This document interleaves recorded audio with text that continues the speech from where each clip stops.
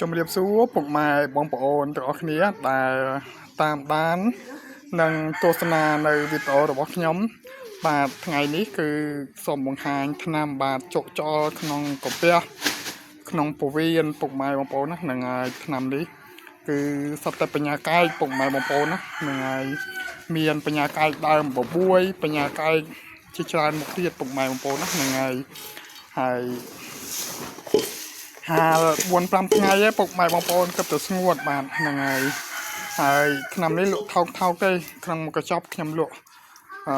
តម្លៃតែ10000រៀលទេពុកម៉ែបងប្អូនណាហ្នឹងហើយបើសិនតែពុកម៉ែបងប្អូនណាត្រូវការអាចជាវទៅប្រើប្រាស់បានពុកម៉ែបងប្អូនណាហ្នឹងហើយឆ្នាំនេះបកាយពុកម៉ែបងប្អូនណាហ្នឹងហើយដើមបញ្ញាកាយដើមបបួយនេះហ្នឹងហើយសម្រាប់អ្នកដែលមានបញ្ហាទល់លាមក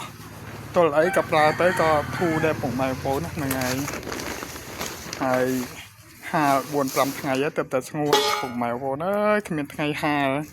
ហ្នឹងហើយព្យាយាមហាលម្ដងតិចទៅឲ្យកុំឲ្យវាដុះសិនហ្នឹងហើយហាលស្ងួតទៅវាឈ្ងុយ